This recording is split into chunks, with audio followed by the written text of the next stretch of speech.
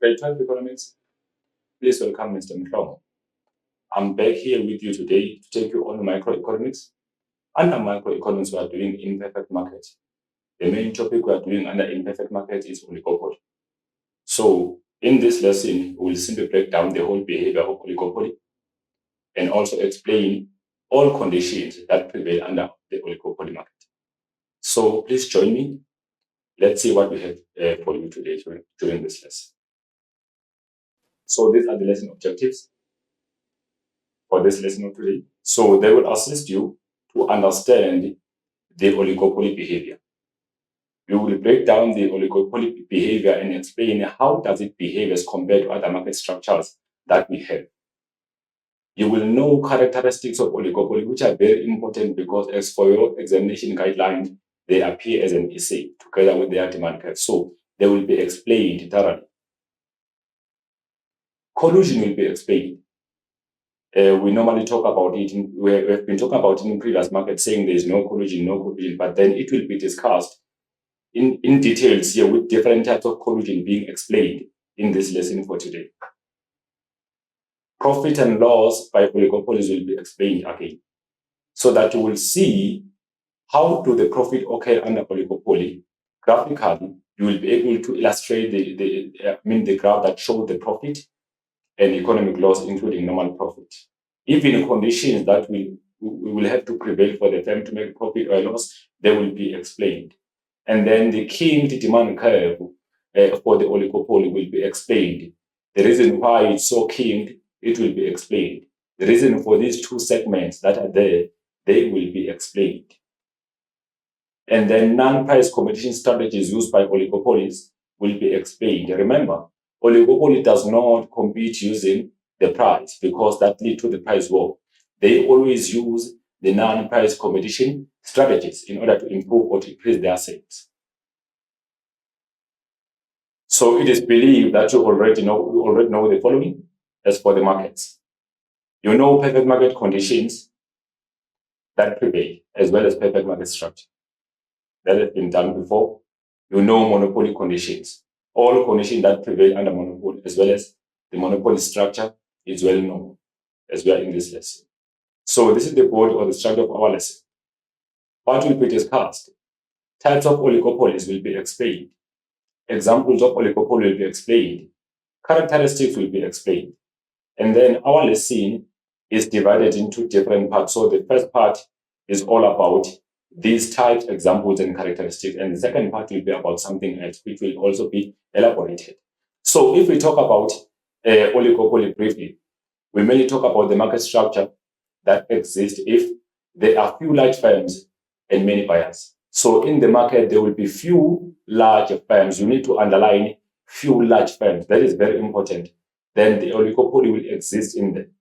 So as for different types of oligopoly, we have two types of oligopoly that exist.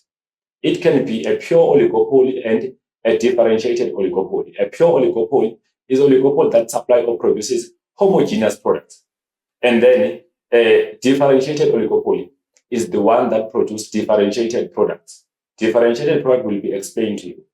And then firms that exist within the oligopoly industry will be given. We talk about motoring industry, cell phone industry, banking industry, a steel industry, washing powder industry, etc. So they will all be given to you. And then we will explain and discuss in details characteristics of oligopoly. How do we see oligopoly if it's in the mixture with other market structures? That will be explained to you. So, like I said, oligopoly. This is the market structure that exists if there are few large firms and many buyers. So, oligopoly is an imperfect market structure that exists when there are few large firms and many buyers. So, firms that exist under oligopoly are few. They are not that much as you can compare to monopolistic and the perfect market. So, they are few and they are very large. The reason why these firms are few is because the entry is not completely free under oligopoly. Barriers to entry do exist to prohibit the entry of some new businesses.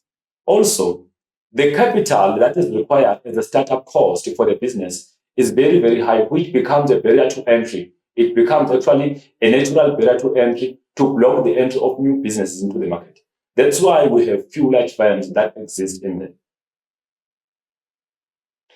Obviously, there will always be some smaller firms that will be there, and they will be dominated in the industry. They don't dominate, they will always be dominated in the industry or in the market. Oligopoly firms are able to influence the supply of a product or a service to a market. So these firms can always influence the supply of the product. How do they do that? There is a practice that they normally use, which is more about cartels, where they group themselves together as associations, where they discuss everything about the pricing as well as production techniques, which is known as the price fixing. So that is used to influence the supply of the product. They normally take care of the price in order to influence the supply of the product. That will be explained. By controlling the supply of the product or service in the market, oligopolies aim to keep prices very high. So oligopolies firms, as they try to maintain their profit, they ensure that they increase their prices to be very, very high. So for them to maintain their high profit, they increase prices in the market. If the market is dominated by two firms, the market, that market is known as a duopoly, if ever there are only two firms that are dominating the market. But if we say in this case, few large firms and many buyers, then in that case, it will be oligopoly because it's more than two firms that are in there.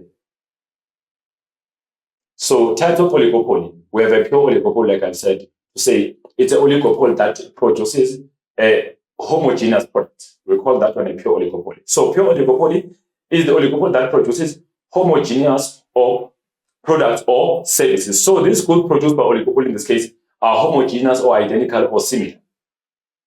In that case, we can talk about the petroleum industry, whereby they provide simply the same products.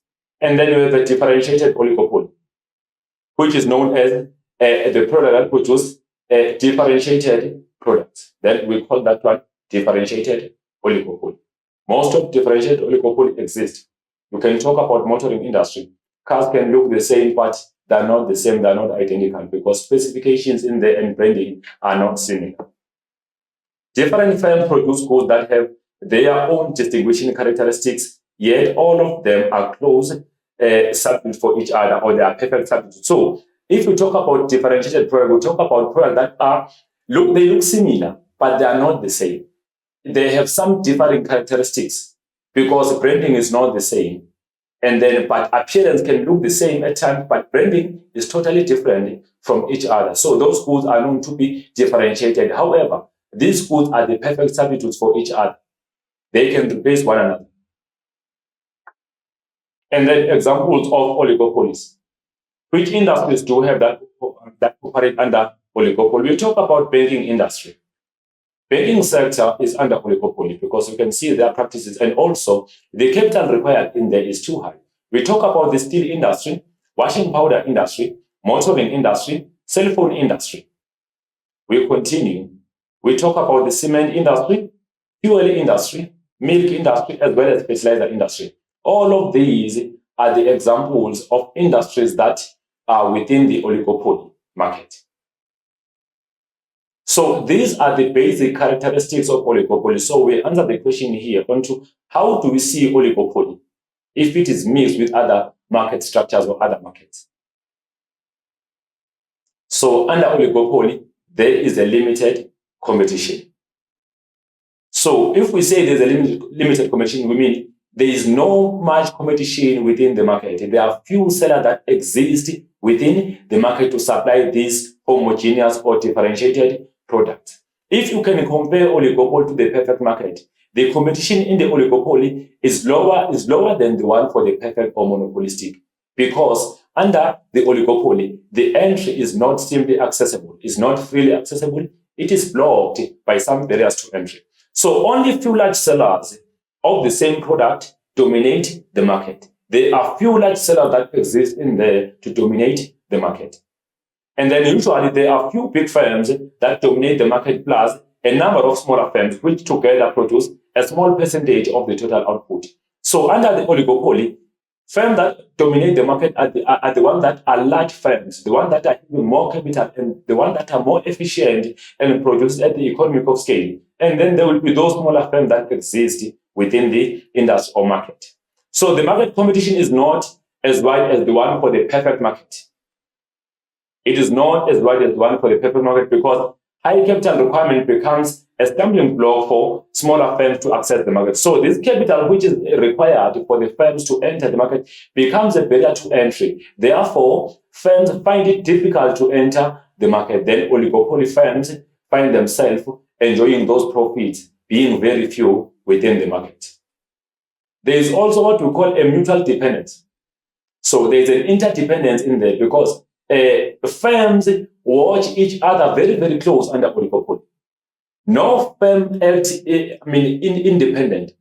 Each firm under oligopoly will always keep an eye on its competitors because any decision by one competitor will always affect the decision to be made by another competitor. Because remember, they're in the industry producing or selling goods and services. There is what we call a market share. They also fight over consumers. They all want to maintain their profits and keep their profits high. So if one business makes a decision that will compromise profits for another business or a competitor, that business will need to act on that to avoid losing its profit to the competitor. So there is what we call a mutual interdependence. Firms are very much linked. They are very much dependent on one another in terms of decision making. At times, one firm might make a decision on decreasing the price, and other firms might decide to decrease their prices too. So that is the game that they are playing under the oligopoly. So interdependence means that actions of one firm affect actions of another firm. If one firm makes economic decision under oligopoly, other firms will quickly react because they are avoiding losing their profits and their market share to the rival firm. Each seller is influenced by the other actions or other actions of other sellers. So if one firm is acting, other firms will act. So they watch each other very close to see which decision will be made by the competitor. If the decision is beneficial and economical, they might simply react by adopting the same decision. But if it's not economical, they might not. So there is what we call a mutual dependence, which makes them to be very much linked. And again, they don't trust each other as much as they watch each other very close. They don't trust each other because they must mislead each other in there. They might mislead each other in there as they make decisions because they want to reap more profits in the market. So decisions of one firm will influence decision that is taken by other sellers in the market. So the decision regarding prices, quantities. So based on prices, quantities, and marketing depends on what it thinks the other oligopolies in the market is going to do in response to his action. If one firm decides to make economic decision based on the price or quantity or marketing, then other firms will have to react. So these firms that have decided on the price will be watching them. How are they reacting to the decision that has been made? So that talks about interdependence. Competitors may react in many ways to price reduction by a competitor. So it is not guaranteed that they will be reacting in the same way. Some might adopt the strategy taken by the firm, some might not adopt the strategy. For instance, if one firm decides to decrease the price in order to get more consumers, then some other firms might adopt that price while others might not. But what happens if one firm decreases the price in the pure oligopoly and then other firms remain without decreasing their prices too? Those firms will be losing their consumers to these other firms that have lowered the price because consumers in there will be comparing prices. Remember, there's a competition, so there's this thing of sensitiveness to the price change. Consumers will be sensitive to the change in price and go to the firm that is supplying the similar product but at the lower cost. Then the firm with the higher price will be losing its consumers, but the ones with lower price will be making sometimes economic profit or small profit, or they will be getting more consumers at the expense of the one that keep their prices high. So there's always that movement within oligopoly between firms. So actions are very much important, and watching one another is very important so that action can be taken or decision can be taken if it is being followed or not. And then we continue with the mutual dependence. A firm considers the action and reaction of the firms while determining its price and output. This means if a firm decides on the price or output, it always think about how will its competitors do based on that price that has been determined by the competitor. So they always have that in mind to say, if I do this as a firm, firm A and B will be doing this maybe. So they always consider each other because they are competing in there.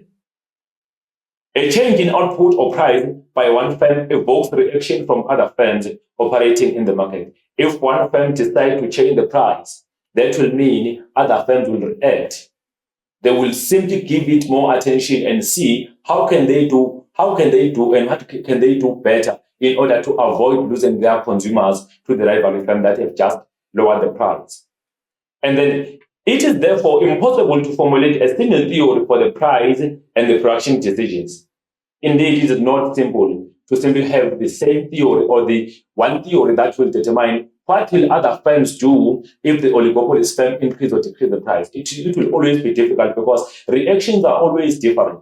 Depending on the gain that is possible for the firms, they sometimes take risk to follow with the other firm only to find that they will be operating at a loss as they do so. The general behavior of oligopolies is not predictable. That is the bottom line. You cannot simply predict how oligopoly firms will behave as one other competitor make economic decisions. Barriers to entry. So under oligopoly, some barriers to entry exist that block the entry of new businesses. In there might be patents that prevent the entry of other businesses. There is also high capital or high startup cost, which is there as a barrier to entry to block the entry of smaller businesses. Also, if firms are very much efficient or they produce at the economies of scale, that means that the firm is producing more goods at the lower cost and is also selling at the lower cost. That gives competitors that are inefficient no opportunity to compete with that particular firm because that firm is more productive. So that becomes also a barrier to entry. So firms find it difficult to enter the market and compete with the strategic and well-established industries because those industries are having the specialization. They produce at the economies of scale. They produce more goods. They sell them at the lower cost, which means any competitor that will want to come in will be coming in to produce maybe at the economies of scale and will be selling at the higher cost. That means competition there will be too high for the firm because higher prices make consumers to be very much sensitive. The main reason for few firms under oligopoly is the barrier which prevent the entry of new businesses in the industry. So there are some barriers that are always there to prevent the entry of new businesses. Barriers to entry can be natural or artificial. So some barriers to entry can be economical. Some can be created. If we talk about economical or natural barriers to entry, we refer to economies of scale by firms, efficiency by firms, high startup capital by firms. Those become the natural barriers to entry because they are economical. Artificial barriers to entry can be patents or licensing given by the government to businesses to be the only producers of a particular product for the given period of time. So those are artificial barriers to entry. They are created through restrictions or regulations by the government. So patents, a requirement of large capital, control over crucial raw material, and brand royalty are some of the reasons which prevent the new firms from entering the market. These are some barriers to entry that will always be there to prevent the entry of new businesses in the market. In there, we also add economies of scale or the efficiency of those strategic businesses can be a barrier to entry to new entrants because efficient businesses produce more goods at the lower cost, while inefficient businesses produce less goods at the higher cost. This results to few firms dominating the industry, which helps them to maintain their profits. So few firms remain in the industry. As a result, they find themselves maintaining their high profits because they can simply dominate the industry, being very, very much few. Nature of products. Like we have stated before that under oligopoly, firms are producing homogeneous products or differentiated products. Under pure oligopoly, firms produce homogeneous products. Under differentiated, they produce differentiated products. Remember, homogeneous products are products that are similar. They are identical. They can replace each other very easily. They are the perfect substitute for one another. So those are known as homogeneous products. while differentiated products are products that look similar in appearance, but they are not really the same. They differ in branding. They are not really the same. At the same time, they differ in taste, if ever one should be tasted. So those are regarded as a differentiated product. Product can be homogeneous or differentiated under oligopoly. Homogeneous products are produced by pure oligopoly, which include fuel. So fuel industry provides those homogeneous products because if you can check all fuel filling stations, they are selling the similar thing, meaning those products or the fuel is identical to consumers in there. Product can also be differentiated, such as the car and cell phone industry. Those products satisfy the same utility. They can replace each other because they are the perfect substitute. However, they are differentiated. They are not really the same. They can look the same. Differentiated products are produced by differentiated oligopoly. Whether products are differentiated or homogeneous, they will substitute each other, like I said, even if they are differentiated or homogeneous, but these goods can be substitutes for one another. Control over the price.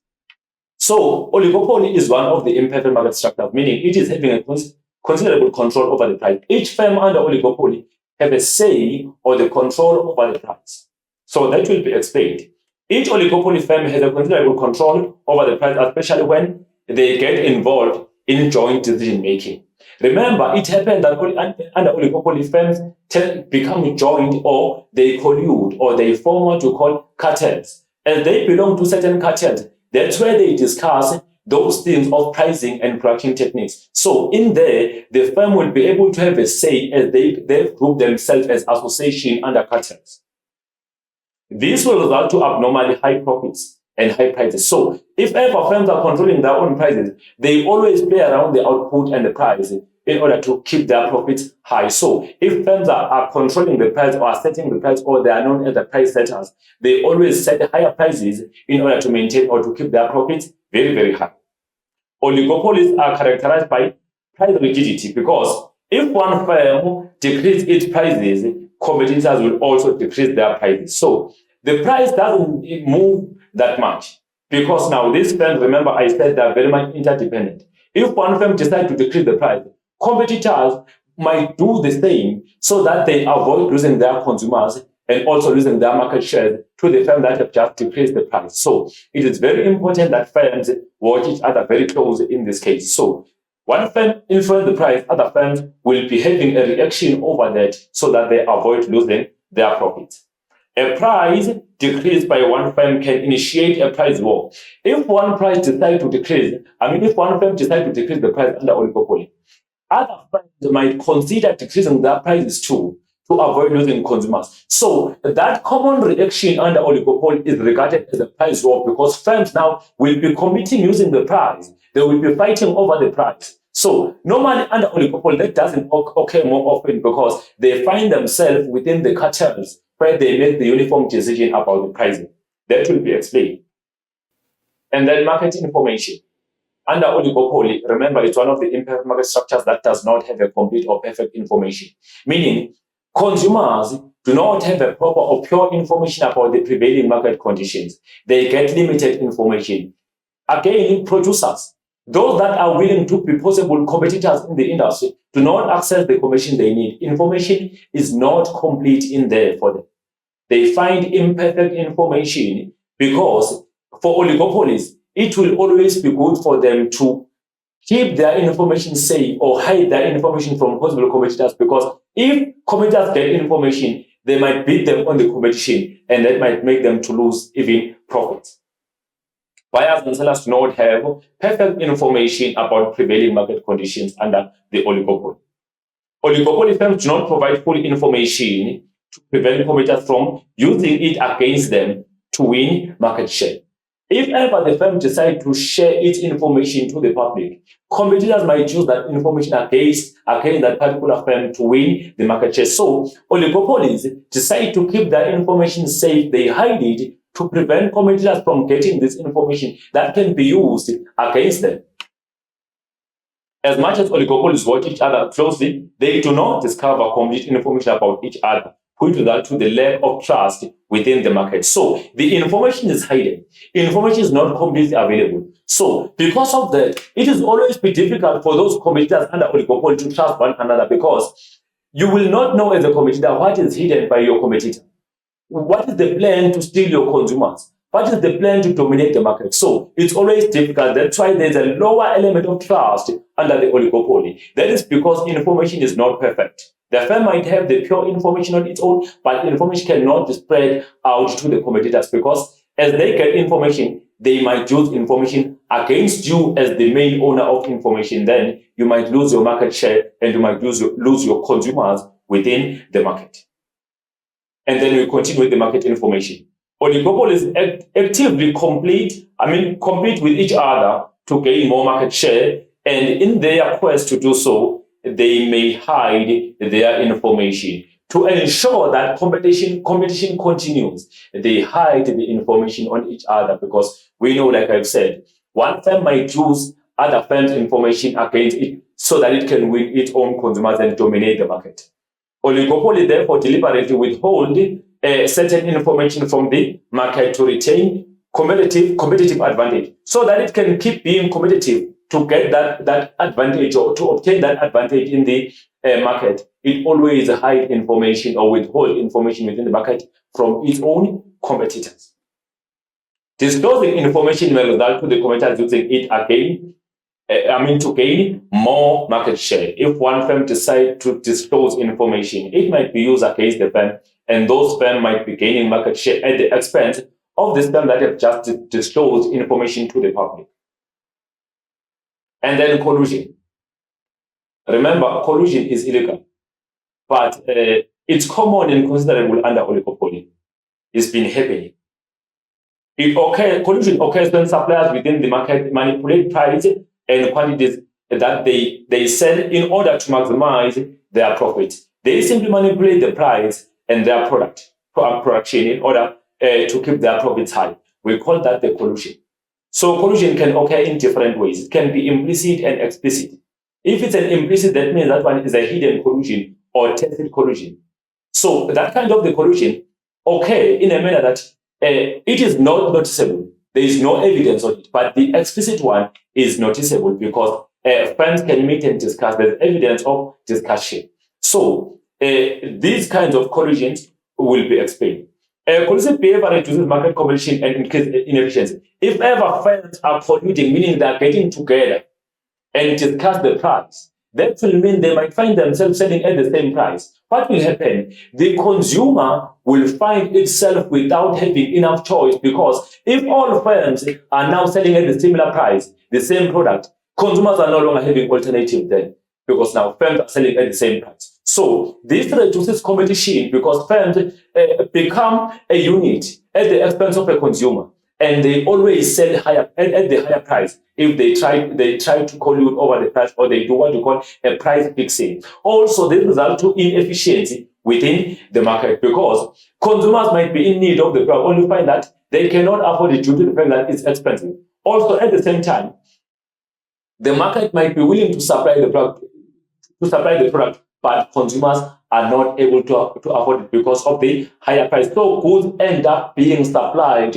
to only those that can afford. The rest will not get to access the product. Also, if ever firms are colluding, it will be difficult for them to push themselves to be very much efficient, because now they become friends, they decide the similar price. So they will not receive much incentive to improve themselves that much, because now they've decided to collude and make uniform and common decisions about the price and production techniques.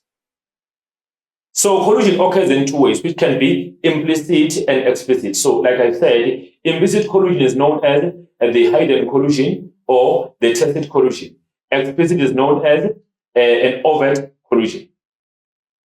So stealing or copying a competitor's idea is referred as implicit collusion. If one firm steals an idea from another firm or from the competitor without any formal discussion and agreement, that is regarded to be an implicit collusion, because implicit collusion prevails if firms copy each other's ideas without any formal discussion and agreement. So that is known as an implicit collusion. So if one firm steals its competitor's ideas, maybe based on the price, marketing, as well as production techniques. That is regarded to be an implicit collusion because it does not have any formal discussion and agreement. So formal agreements on price and production arrangements is referred as an explicit collusion. If firms simply meet and discuss the price and the production techniques in there, that is regarded to be an explicit collusion because firms have met and they have discussed what to do. That is regarded to be an explicit collusion or an overt collusion. And then efficiency. Under oligopoly, oligopoly expresses productive inefficiency because it is motivated to produce at the higher cost and restrict the output. So in there will always be productive inefficiency because firms are always producing at the higher cost. Collusion increases market inefficiency since agreements consider profit of producers at the expense of consumers. Whenever firms are making agreements, they always consider themselves gaining more profit at the expense of consumers, meaning they will always increase the price in order to maintain their profits at the expense of the consumer. Then that results to the market inefficiency because there might be oversupply of the product while the demand is too low. Allocative inefficiency is experienced in the oligopoly because firms are not motivated to produce the optimum output desired by consumers. So firms are not always motivated to produce the highest output or maximum output desired by consumers because consumers might not be affording the product due to the fact that it is costing higher prices or it is cost effective. So allocative inefficiency occurs in there, and also productive inefficiency prevails under oligopoly. Oligopoly rarely meets consumer demand at the required time. There is always this thing of undersupply of goods.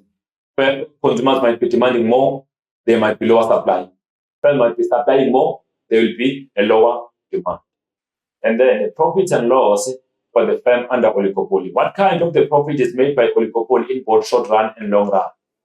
So firms under oligopoly, they always have short run profits. So these profits can be supernormal or abnormal when average revenues are more than average cost of doing the business. So the firms in there will be making a supernormal profit. It's also possible for oligopoly firm to make economic loss if it's in the short run, if average cost exceed average revenues. It's possible. If costs are more than revenue, the firm can find itself making economic loss. So the oligopoly maintain its economic profits in the long run because it is difficult for new firms to enter the market. So the market is not easily accessible to new firms. Therefore, firms are easy, or it is easy for the firms to maintain their profits in the long run. The market is not easily accessible. Therefore, firms can maintain their profit even in the long run under oligopoly due to the fact that there are some barriers to entry that prohibit the entry of new businesses. And then the demand curve. We know that the demand curve for the oligopoly is known to be a keying demand curve. That the demand curve that is very much unique as compared to other demand curves we are having. It is keying. It is having two segments. The first one is the top segment, and the bottom one, we have the second one, which is the bottom segment.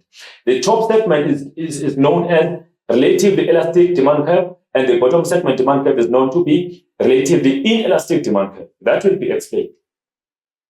The keying demand curve is the demand curve with two segments that I've said. There are two segments, namely top segment relatively elastic, bottom segment relatively inelastic. The top segment is relatively elastic, which indicates that consumers are very quick to react to the increase in price. If ever one firm increases the price, consumers will react very quick under oligopoly market because firms are there. There's a competition in there under oligopoly. Therefore, if one firm decides to increase the price within the pure oligopoly, while other firms keep their prices down, consumers will quickly react and demand goods and services from firms that are still selling at the lower cost. And then we call that consumer sensitiveness or consumer reaction to the change in price. The bottom segment is relatively inelastic, which indicates that consumers are less sensitive. They don't react very quick if ever the price is decreasing.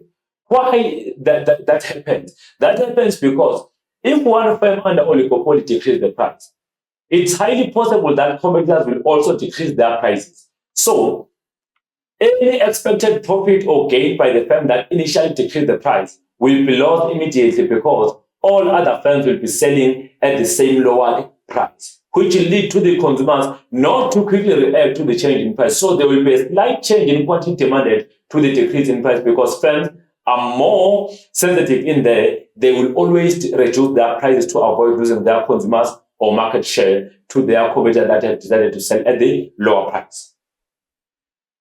So consumers find no incentive to leave their suppliers for other competitors if all firms have adopted to sell at the lower cost. So for the consumer, there will be no incentive. Remember, consumers, for them to make any decision, there is always an incentive to consider. If one firm increases the price while other firms are selling at the lower price in the same market, that will mean consumers will consider the incentive of gaining more, of affording more product at the lower cost than affording less at the higher cost. But if one firm increase the price while others are still selling at the lower, there will always be an incentive. There will always be what we call the opportunity cost in there. And then this is the demand curve that we say is kept. You can check, we have our vertical axis, the price, and the horizontal axis, there is the quantity. And then our top segment, there is the top segment moving straight there. It is a flat demand curve you can check as you compare to the bottom segment, which is a little bit steep. You can see this is the top segment, and it's relatively elastic. This is the bottom segment, it's relatively inelastic. So this 50 is our collusive price. This is the quantity that can be consumed or demanded by the consumers at this price, which is 50 rand. And then the second part of our lesson, the collusion now. We have to explain the collusion in detail with all these types of collusion and the effects of collusion in the economy.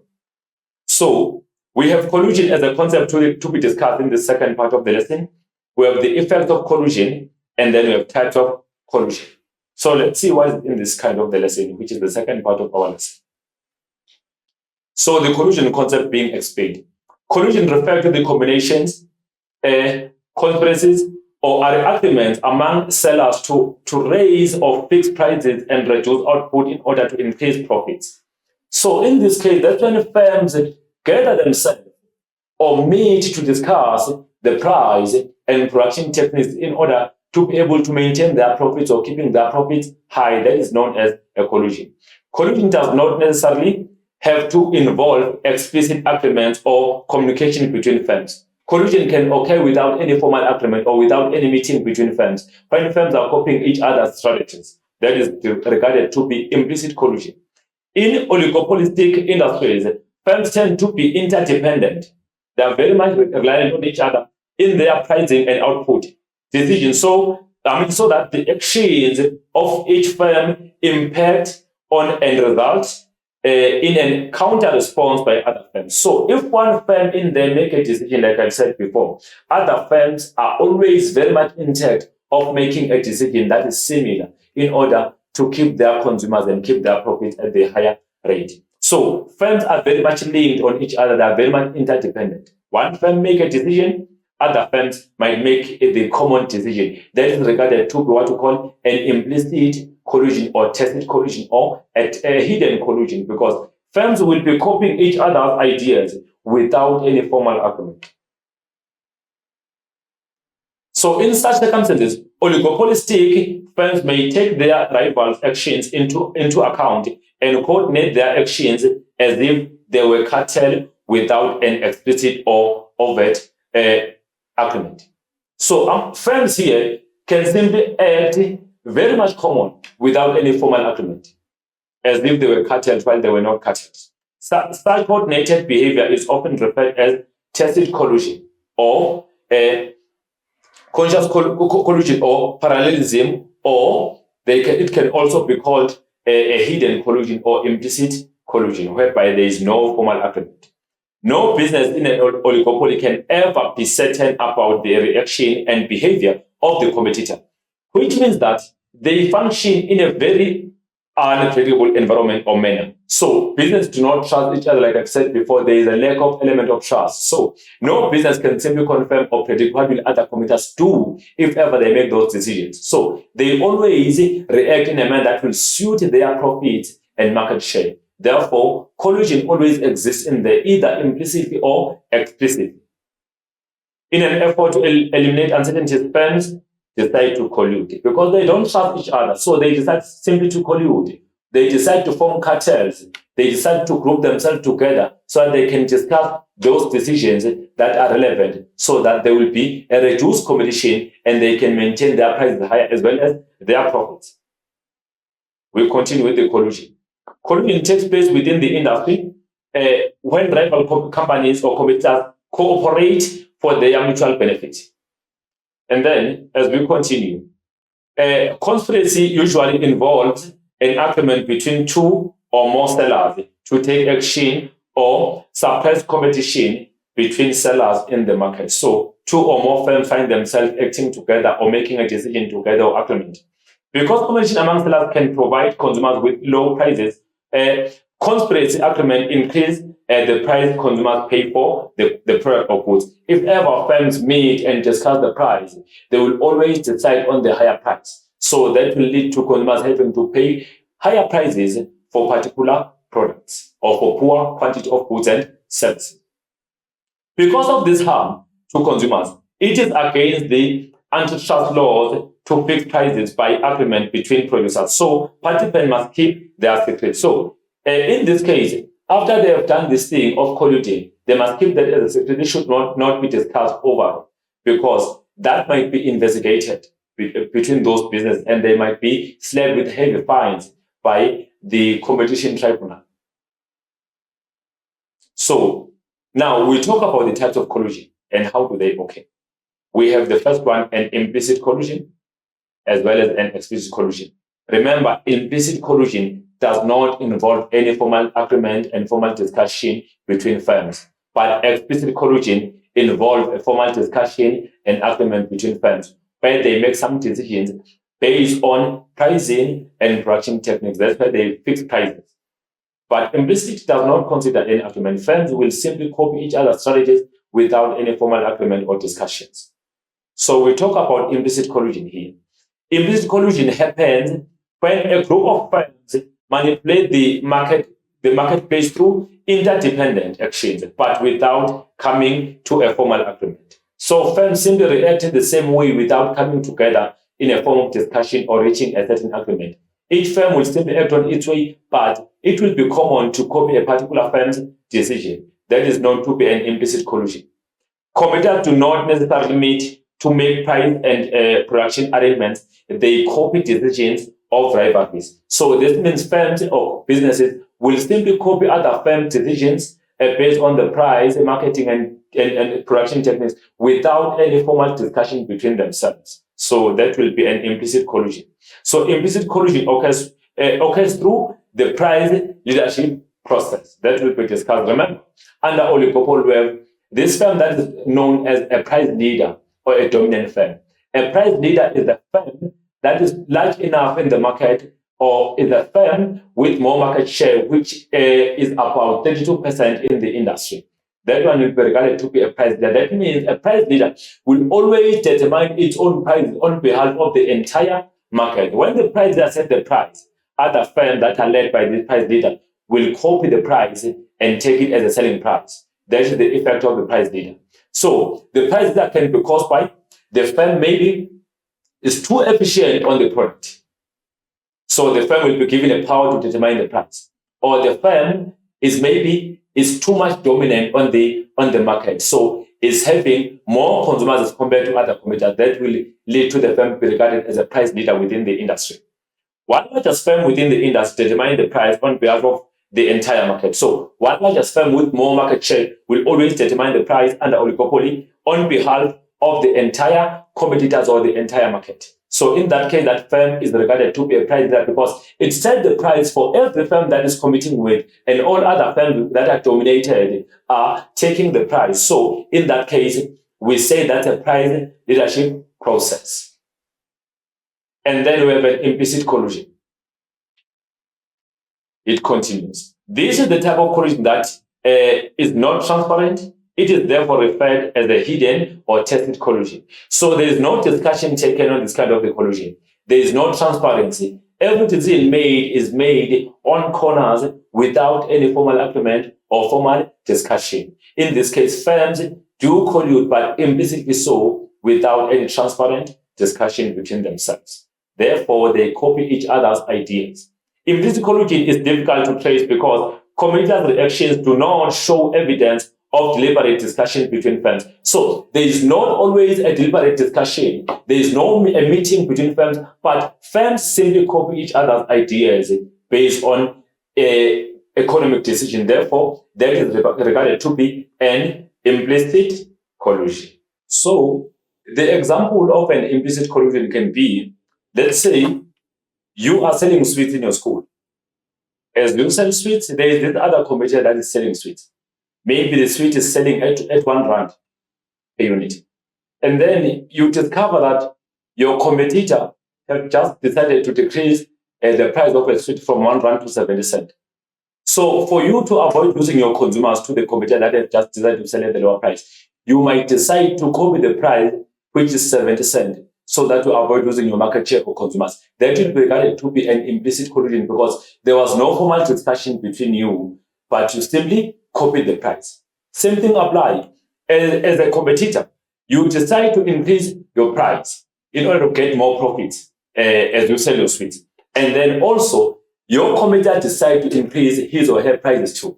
That will mean an implicit collusion because there was no formal discussion and agreement between you as competitors, but decisions taken were common because one copied a decision for another competitor. So that is regarded to be an implicit collusion. So for instance, in the washing powder industry, one firm brought the smart packaging, and then at the later stage, rivals adopted the smart packaging without any formal agreement. So when one firm brought about the smart packaging of the washing powder, other firms came with the same packaging, which is very smart, meaning they wanted to ensure that they don't lose their consumers because of that smart packaging. They decided to invest on that packaging too, so that they would maintain their consumers and their profits flowing in. And then the question, how does implicit collusion occur? And then let's see. Implicit collusion occurs through the price leadership process. Remember, there is this process that we call the price leadership, whereby the price leader or the dominant firm will determine the price for the entire market. So the price leader will determine the price on behalf of all other firms, then other firms will have to copy that price. That is the price leadership process. Price leadership process or price leadership refers to a situation where prices and price changes established by a dominant firm or a firm are accepted by other as the leader, and which other firms in the industry adopt and follow. So in this case, there is this one firm that will be setting the price and all those changes in the price. And then these other firms that are dominated will decide to adopt the price taken by this dominant firm. Remember, the dominant firm should always be the firm with at least higher market share within the industry, the firm with more consumers in the industry, the firm that is more efficient in the industry. It is regarded to be a dominant firm, therefore that firm will be known as a price leader. But it also occurs in other way around, whereby the firm is very much efficient on the product, or the firm have invested a lot on that particular product, so it's too good as compared to other firms, even though it's not bigger. The firm might be deciding the price on behalf of other firms. Also, if the firm understands market condition more than any other competitor, those competitors might see that firm as the one that should be making decisions first before they make their own decisions, because that firm becomes a signal. If ever it increases the price, other firms will do the same, because that firm is the one that understands the most of market condition than these other competitors. So price leader is normally a firm that is large enough to have at least 32% market share within the industry. This is the firm that will be dominating, having at least 32% market share or above within the industry. So the price leader is referred to be a dominant firm. This is the firm that is dominating its competitors. As we continue, then types of price leadership. How do they occur? They occur in 3 occasions. We have a barometric price leadership, collusive price leadership, and the dominant price leadership. So let's explain each of them so that we will know if we talk about the price leadership. So barometric price leadership. A barometric price leadership model occurs when a particular firm is more adept than other firms and identifying shifts in applicable market forces, such as change in production costs. So this one occurs if one firm is too good to understand the change in market forces. So that firm will always be making proper decisions. So other firms will be investing on that firm to make their own decisions. If this firm make a decision, or this price leader make a decision, other firms will always make the same decision after that, because they do trust this firm, since it is too good on understanding the shift and the flow of market forces within the economy. This allows the firm to respond to market forces more efficiently. For instance, the firm may initiate the price change. So they always observe this firm under barometric price leadership. If the firm decide to increase the price, they will simply follow, because now they understand it's a good time to change the price or to increase the price. If the firm decrease the price, they will simply follow, because they understand it should be a good time to decrease the price, looking at the firm that simply understand the shift of market forces efficiently as compared to them as competitors. It is possible for a firm with a small market share to act as a barometric price leader if it's too good. I mean, if it's a good producer, and if the firm is attend to trend in its market, other producers may follow its lead. So the firm can be small, but if the firm is too good in that particular product and also is too good on market forces, other firms will always invest on waiting for the firm making a decision under barometric price leadership, and then they will always follow that particular firm with that particular decision, because the firm is very much good on monitoring the change in market forces or forces of the market. And then we talk about the collusive price leadership. So this one, it occurs as a result of the explicit or implicit collusion. So the collusive one simply occurs because firms have made maybe a discussion about the price and decided to manipulate consumers. Or there's an implicit collusion, so where there was no agreement between firms. So one of the two, it can occur either explicitly or implicitly. Agreement among a handful of dominant firms to keep their prices in mutual alignment. So this one can simply be explicit or implicit. So that one is just a collusive price leadership. Remember, collusion can occur either in a form of explicit or implicit way. Smaller firms within the market are effectively forced to follow price changes that have been determined by the dominant firms. So in this kind of the collusion, smaller firms do not have much say in there. They are always forced or pushed to follow prices determined by those large or dominant firms within the industry under collusive price leadership. And then the dominant price leadership. This one is different again. The dominant price leadership model occurs when one firm controls the vast or majority of the market share in the industry. When one firm is dominating the industry the most than any other firm, maybe the firm is having about 45% market share, that firm is a dominant firm. So that firm will always make decisions for itself, and other firms will always follow the strategy. So in that case, that will be a price leadership because of the dominant position of the firm. The firm is dominating enough to make decisions based on the price and production, and other firms must take the price. Within the industry, there are other smaller firms that provide the same products or services as leading firms. So in this dominant price leadership, the firm is not alone. There are other firms that are selling the same product. However, because of this firm is having more market share or more market dominance, this firm will always be favored to make decisions for the entire market, and other firms will simply follow behind.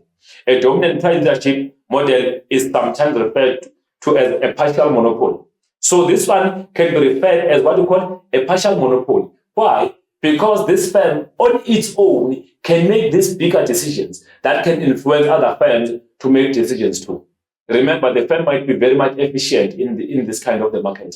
Other firms might be inefficient. So that's why we say it might be regarded as what? As a partial monopoly, because on its own ramp, it's alone, is making those big decisions that forces other firms to copy or follow the strategy due to the fact that they are dominated. They are not dominating. In this type of the model, the price leader might engage in predatory pricing, which refers to the practice of lowering price to levels that make it impossible for smaller firms to compete in the market. So this might happen purposefully, whereby the price leader simply decreases prices to make it difficult for each competitor to compete. Especially smaller firms can find it difficult to compete with the firm that is very much strategic, because those firms are producing less output at the higher cost, while this firm is very much efficient. It can play the game of lowering prices at the expense of other firms, because if they lower prices, it will be difficult for them to compete. They might end up even exiting the market because of they've lowered their prices maybe below even the cost of production. And then the explicit collusion.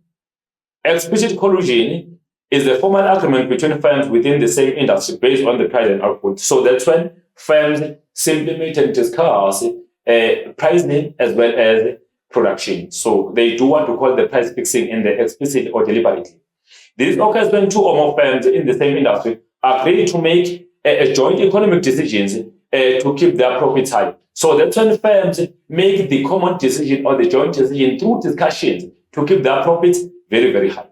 Explicit collusion involves the creation of cartels. So for the explicit collusion to occur, it's always easy if firms are having cartels. Remember, cartels occurs when firms form some association or groups within the same industry where they meet and discuss some price and production techniques. So under cartels, firms within the same industry create the moat wall for competitors so that they can dominate the market. Firms group themselves together. As they group themselves together, they make those uniform decisions. Sometimes the biggest cartel that can be about 60% in the market, meaning those firms, all of them that are grouped together, are dominating about 60% market share. So the rest of the firms outside the cartel are having 40%. So those firms are always having a great say and decisions in the market. They will always be dominating. So explicit collusion is always easy if firms are within cartels. Explicit collusion can be traced. It is an illegal behavior that deliberately limit market competition. If firms collude directly with discussion, that is illegal because it compromises competition and consumer choice. So that is illegal if it happens in that manner of discussion. It easily occurs through formation of cartels. If firms can form cartels, they can easily do what we call an explicit collusion or deliberate discussions about economic conditions and economic decisions. So the cartel. So a cartel is known as an explicit collusion or agreement whereby oligopolists work together to fix prices and determine the market share, advertising strategies, and the product development. So this is known as a cartel. Firms get themselves together to discuss all economic decisions that can make them to dominate the market or to get more consumers. Also to make them that can make them to exploit consumers to higher prices, because if they group themselves as many as they can be, they will lead consumers without a choice but to accept the price that has been asked by all of these firms together. It is formed through associating competitors to make common decisions about prices and market output. That's how it's formed. Firms will simply associate themselves as groups so that they can make this decision based on the pricing and the production or output. A cartel is a group of independent market participants who collude with each other in order to improve their profits and dominate the market. So the reason why they form cartels, they want to ensure that they improve their profits. How do they improve profits? They maintain their prices very high. So as they are all in the same market selling at the higher price, which is similar, consumers are left without any choice. So they will have to demand the product if ever it's very necessary for them to have it. Therefore, cartels are formed in a form of an explicit collusion.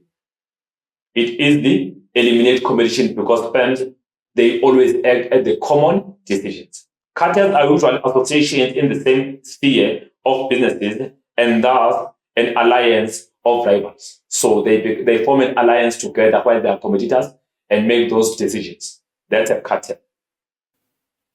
And then what are the effects of collusion? How does collusion negatively affect the economy? Because most it is having negative impact in the economy.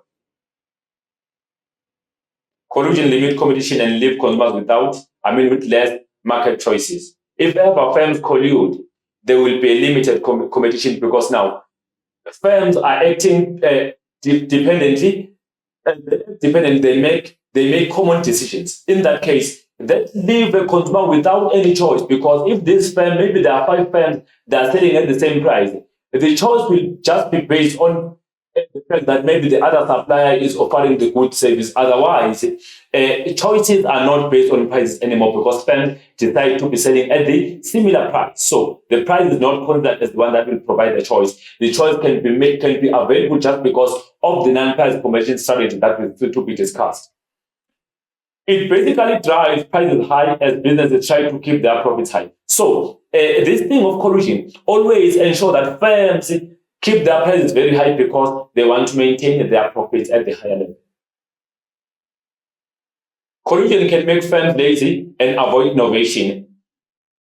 An effort to increase productivity, they can be more inefficient. So if ever collusion occurs, firms find themselves being being interdependent. As a result, what happens? They find themselves being less innovative and creative because they are selling at the same price. There is a less incentive for them to be very much innovative and creative on developing their own products, because now they act in a common manner. They can only improve some of aspects that are known as the non-price competition strategies. But based on the pricing, they are all selling at the same price. Consumer is not having any choice. So attractions are no longer based on price for consumers. They are based on other strategies that can be used by firms to get consumers very close at the large sum. Collusion exploits consumers to higher prices since competitors reach mutual agreements. So if ever firms reach their mutual agreements, they become that unit and act independently. That leads to consumers being exploited to paying higher prices.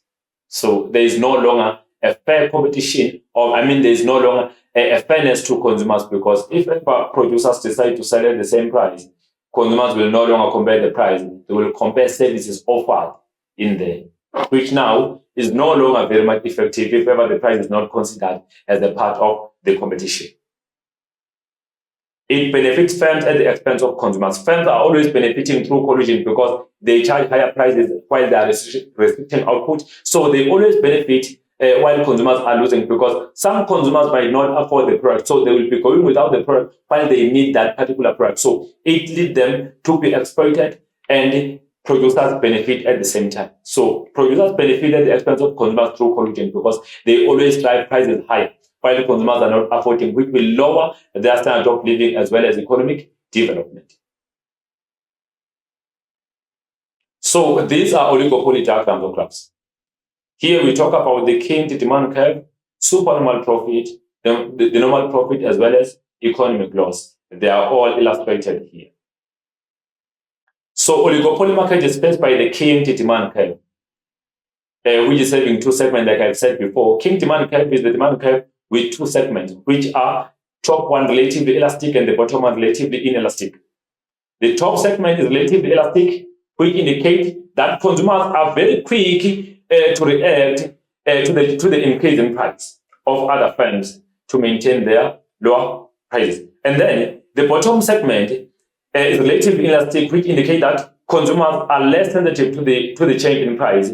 In prices, if all producers if one producer has lowered the price. So what happens here? Consumers tend to be very sensitive to price change. If one firm decides to decrease the price under oligopoly, consumers will look at the competitors if ever they are still selling at the same price, or the price have also decreased. So what happens? The competitors, this is competitor A, this is B, this is C. So this one decreased the price.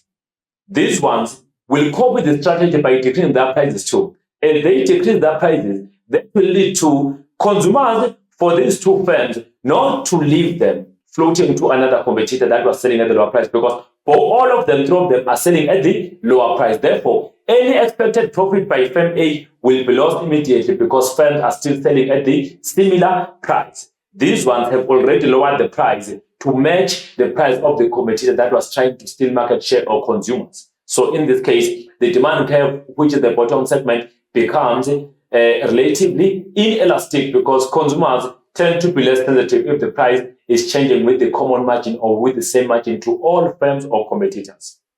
So consumers find no incentive to leave their supplier for other competitors. So in this case, consumers are not going to leave their suppliers for other suppliers if ever they're all selling at the same price. Remember, in this case, one firm decreases the price.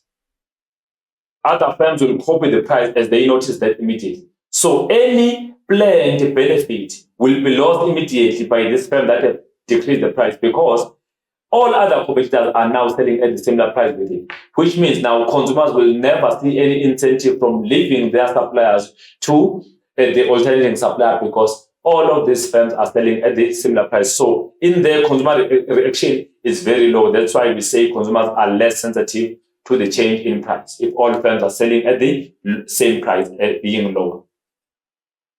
So this is the King demand curve being illustrated here.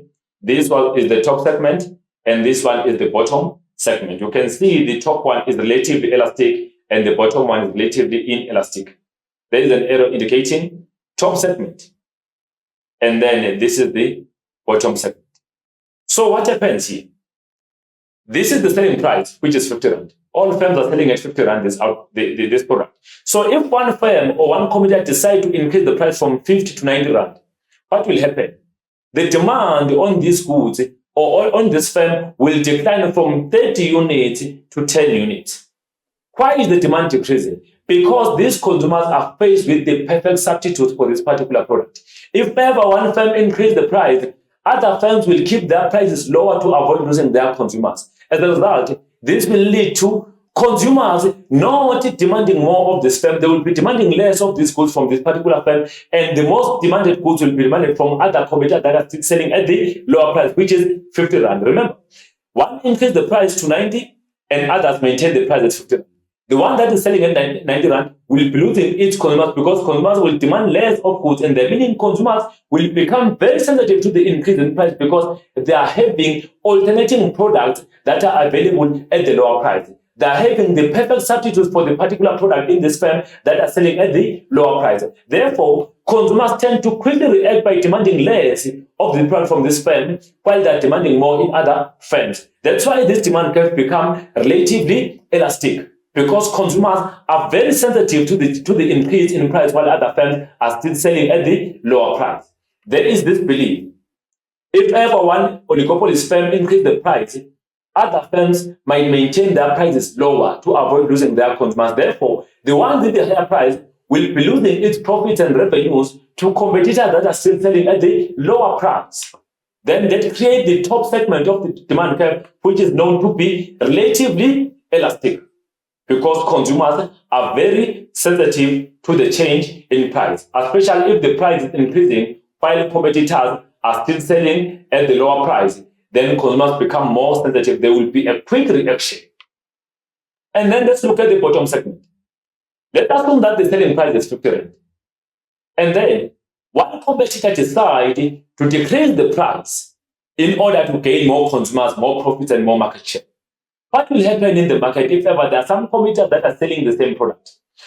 Competitors will also decrease their prices. They will lower their prices immediately as they discover that the competitor have lowered the price. They will lower their prices. Look what will happen. For this firm that we are discussing here, as it is selling at 20 Rand now, there will be only 5 units increase from 30 to 35 Rand on this product that is sold by this particular firm.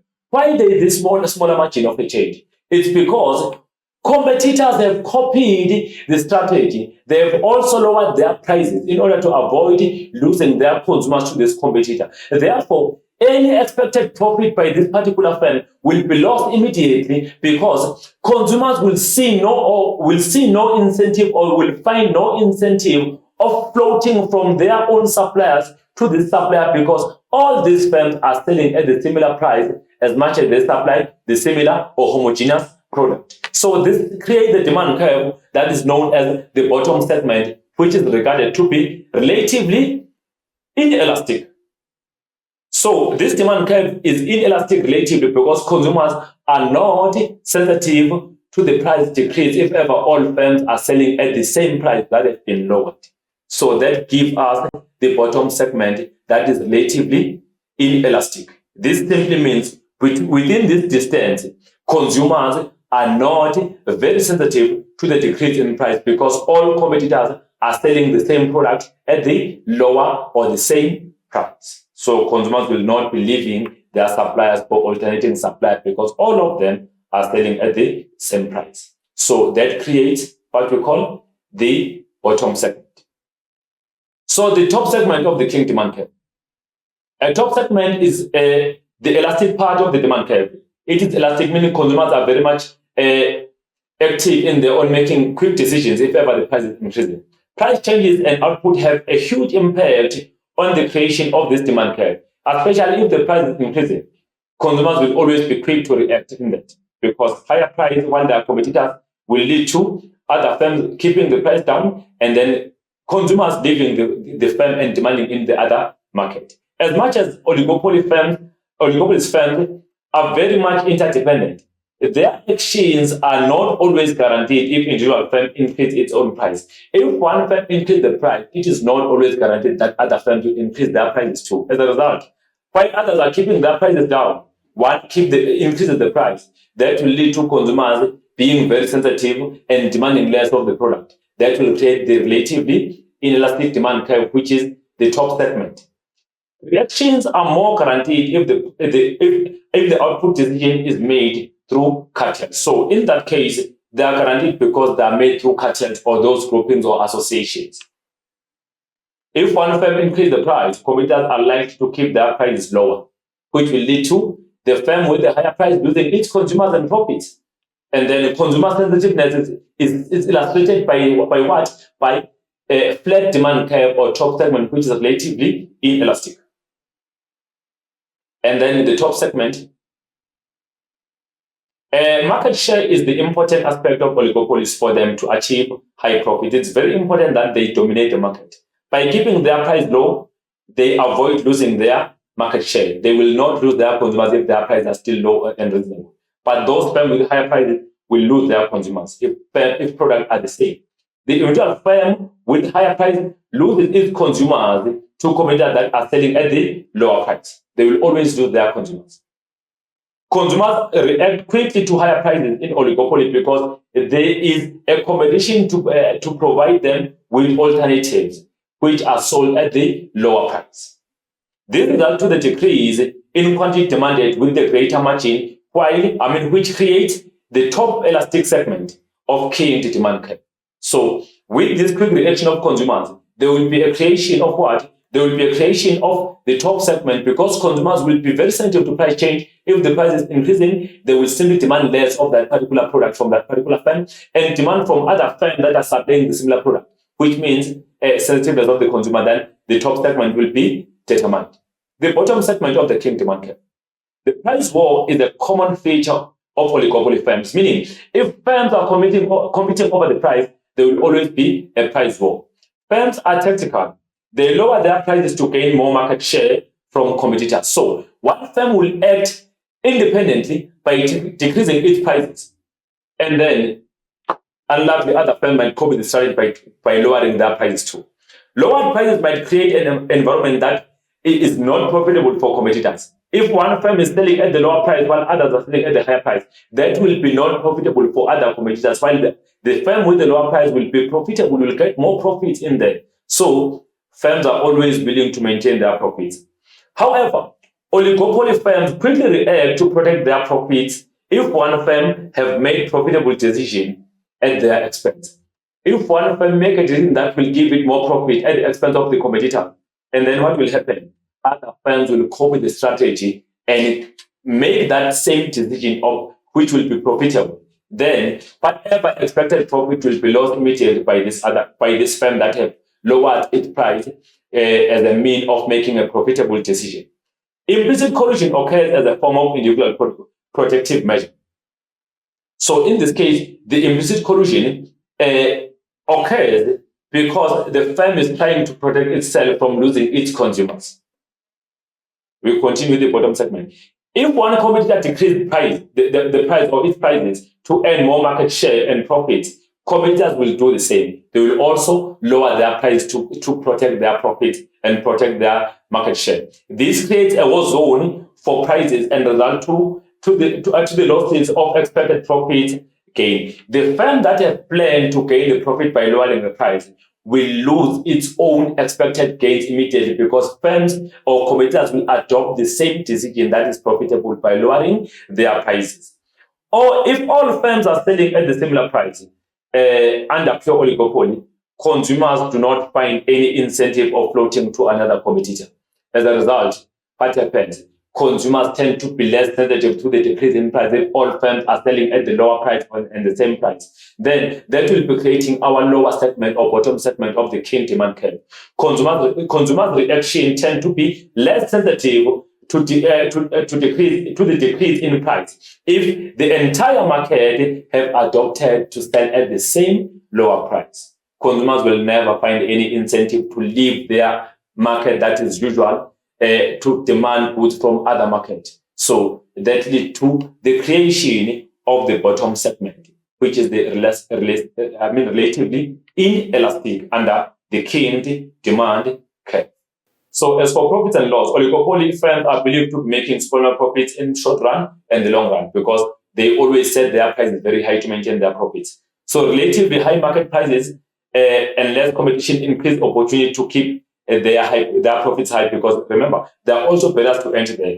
There are also high prices, and there is less opportunity for the entry of new businesses. However, long-run profits decrease because the market entry is not completely blocked. Some firms can still enter the market to increase competition, therefore, that will reduce profits a little bit in the long run. Efficient and dominant firms have a power to maintain their high profits in both short run and long run, because they dictate the market behavior. They are the ones that make main decisions within the market, and other firms normally follow. So they are the ones that always make long run and short run profits within the economy. Oligopolists with high production costs find the competition hard if they have to adopt prices determined by firms that are producing at the economies of scale. So you cannot simply adopt the strategy of the firm that is producing at the economies of scale, because if we are inefficient or producing at the economies of scale, it will be difficult to stand for that particular competition that will force you out of the market.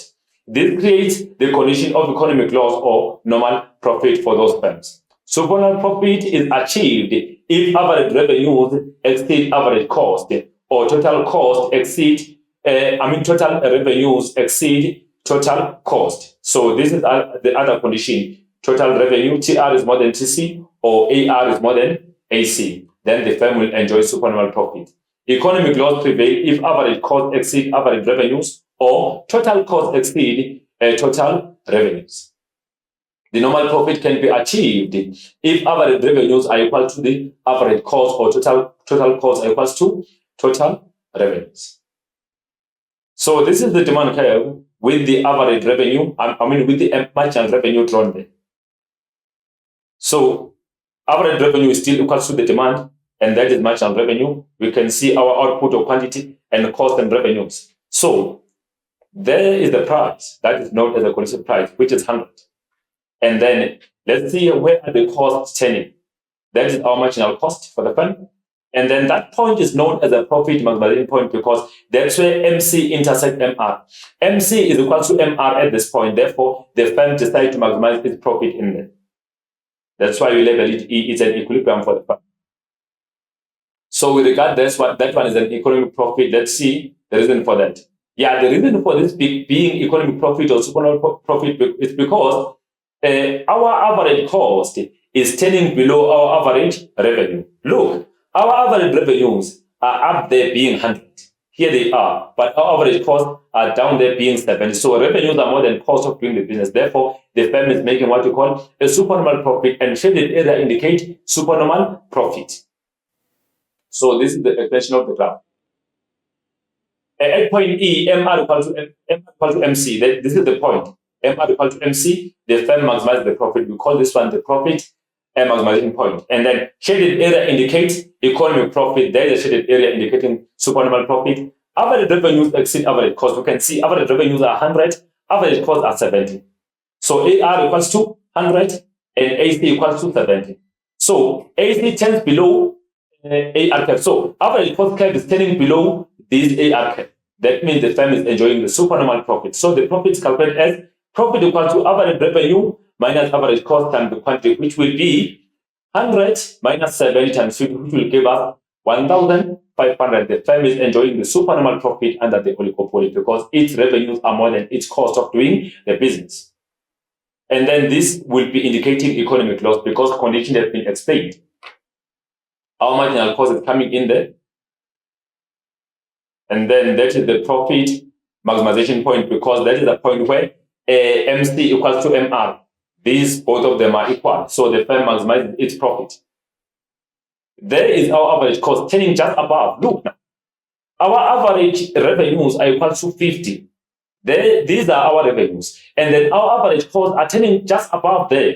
Let's see its average cost indeed. And then 200 is equal to average cost of doing the business. But 50 is our revenues. Therefore, the firm in this case is making economic loss. Why? Because the cost of doing the business exceeds revenues earned in the business. There you see shaded area in the indicating economic loss because revenues are lower than the cost of doing the business. Then we say the firm is making economic loss. You can see average cost curve is just turning just there above our average revenue curve. So the firm is making economic loss. And then our 90 becomes the profit maximization output.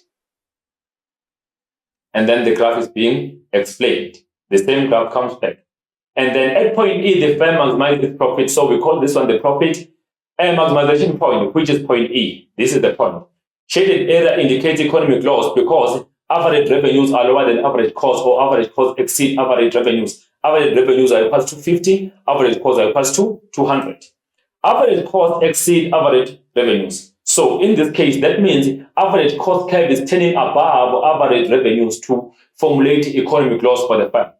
AC equals to 200. There you see the costs are 200, and then revenues AR, this one is AR, equals to 50. Therefore, we will say loss equals to AR minus AC times 2. How much is the value of AR? It is 50. So we say 50 and then minus 200, which will give us what? 150 times 90, which is the output.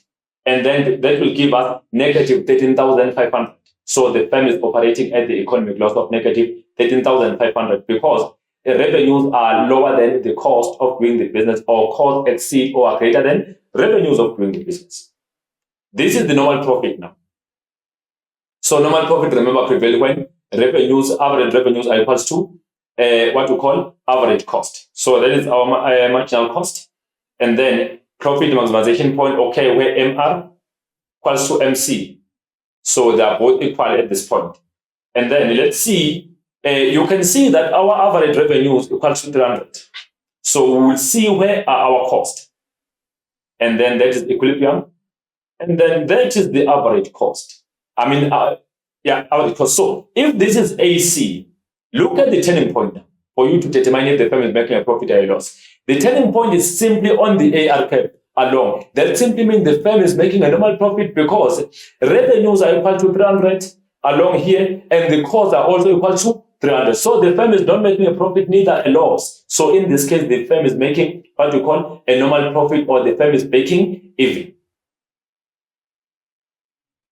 So this is the graph being explained now. Point E, the firm is maximizing profit. So we call this one a profit maximization point where MR equals to MC. That is the point in there.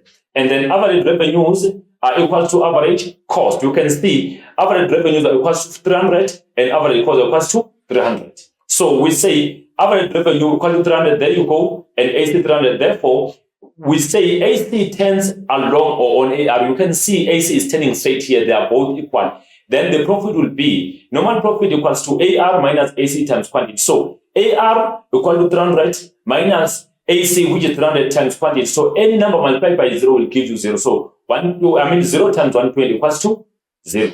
Then the firm is making what you call a normal profit. A normal profit, not making a profit, neither a loss. We call this one a break even.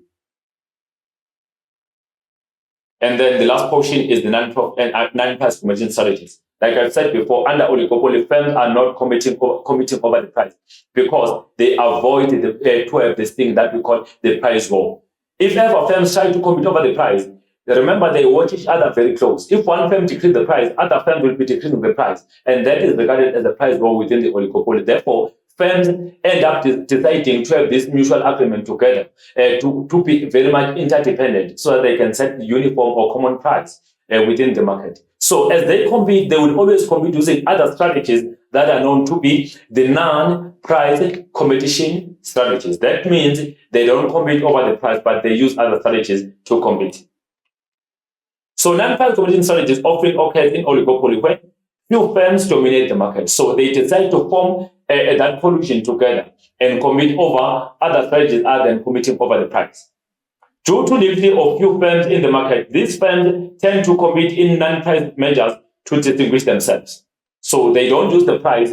Only non-price measures can distinguish themselves, even their profits.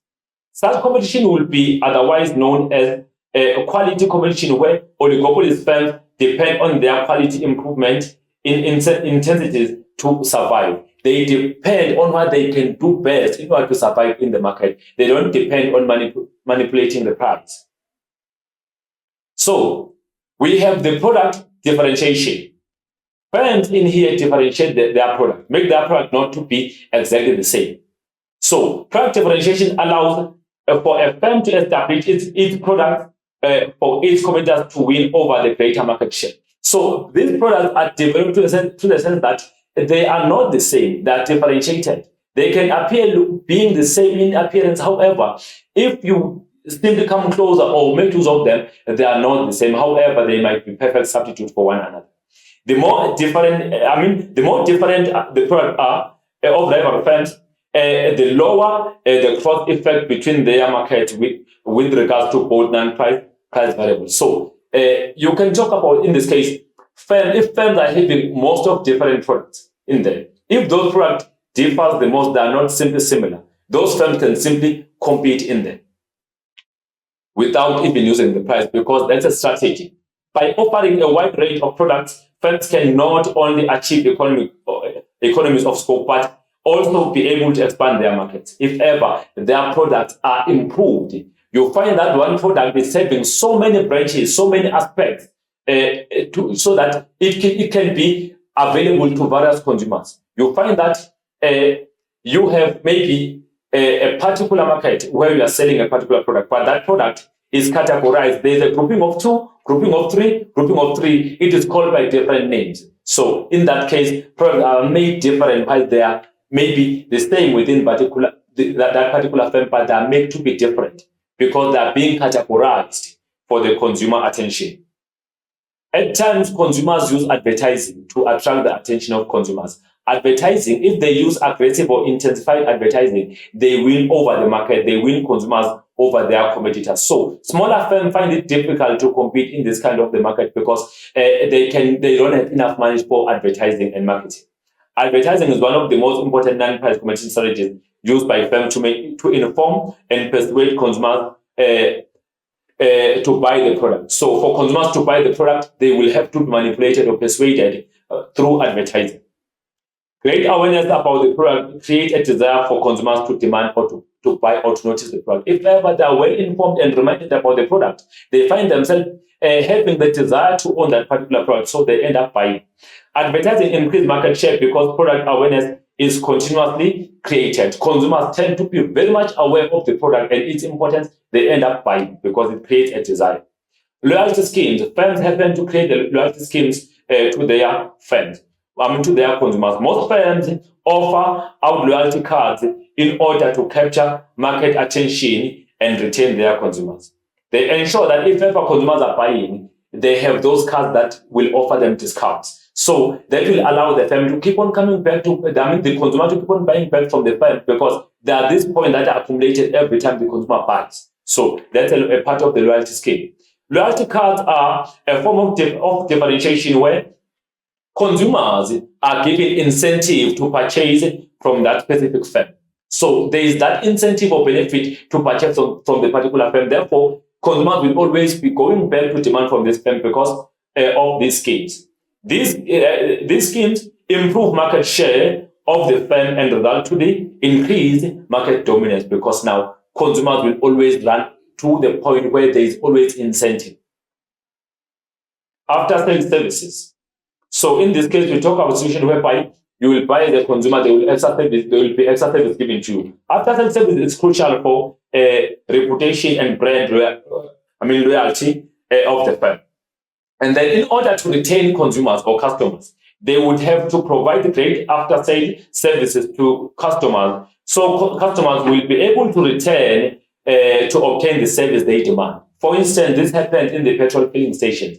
If ever one buy the petrol, sometimes they will be asking you any extra service like, do you have enough water in there? Oil, is it okay? Are your tires all balanced? That is the extra service, which is known as after-sales service, that is offered to the consumer to attract their attention to call back even in future. The product proliferation. So in this case, we'll talk about organizations whereby products are made to be very much a variety. So product proliferation occurs when organizations make many variations of the same product.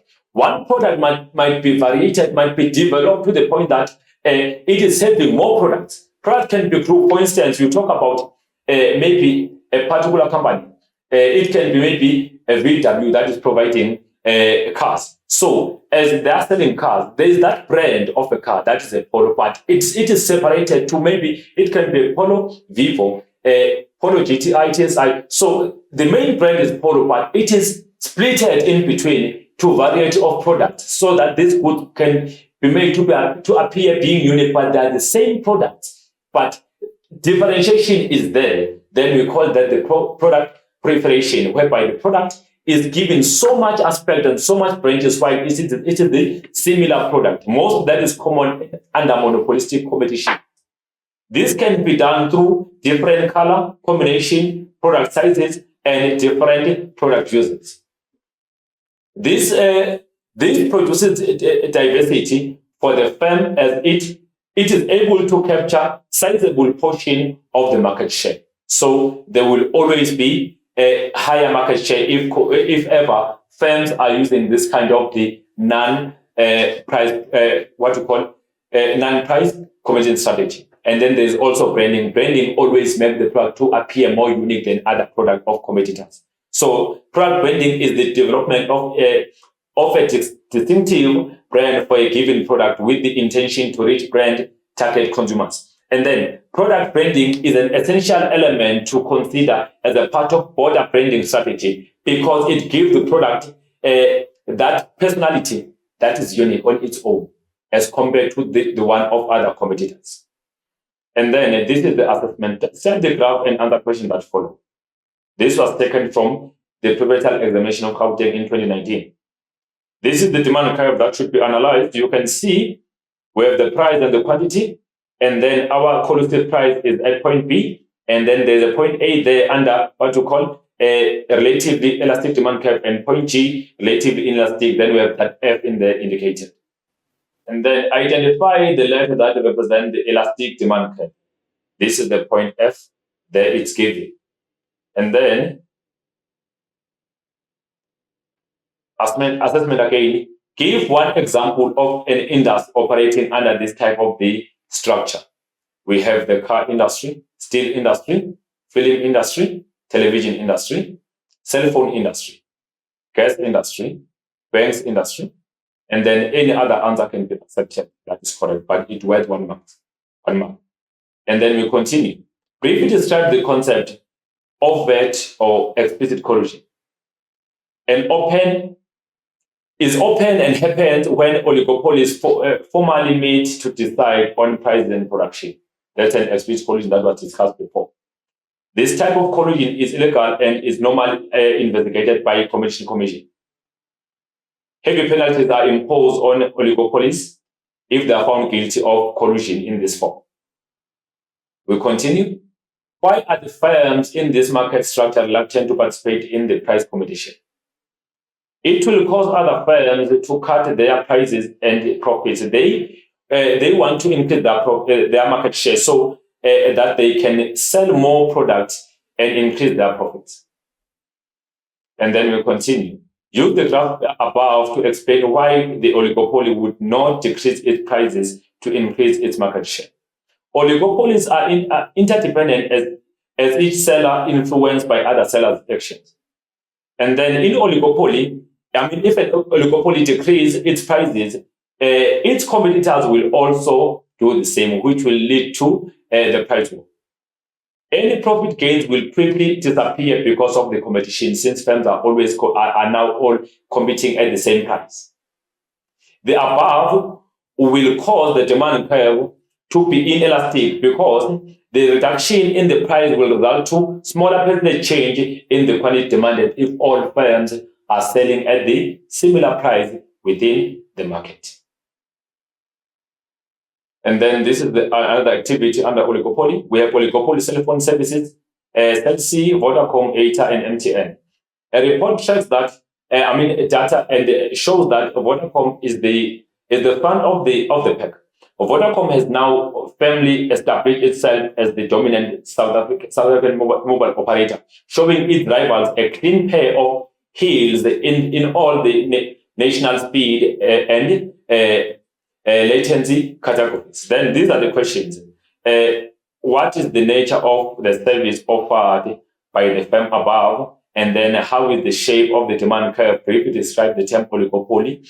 What does it mean for Vodacom to be a dominant firm? And then how do oligopoly competitors benefit from collusion? And then in this case, they offer homogeneous or differentiated product, that one mark. And then the demand curve is key. And oligopoly is a market structure that exists when there are few large firms that operate in the industry. And then it has a significant large market share than its competitors or rivals. So that's why it is known as a dominant firm. How will oligopoly competitors benefit from collusion? And then having their performance increase, they will always increase their performance if they collude, preventing uncertainties that may occur if they don't collude. And then having a large market share by preventing entry of new firms, they can block the entry of new firms through collusion.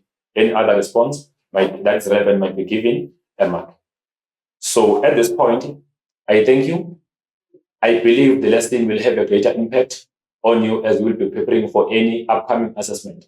Remember, you need to know the behavior for oligopoly is much different as compared to that behavior of the perfect market, monopolistic as well as the monopoly. You need to know the behavior, and remember there's an essay here under characteristic. The last time we had an essay, it was 2017 under the oligopoly. So it's a part of our examination guidelines essays under microeconomics. So take care and enjoy the lesson as you keep on viewing it. Goodbye.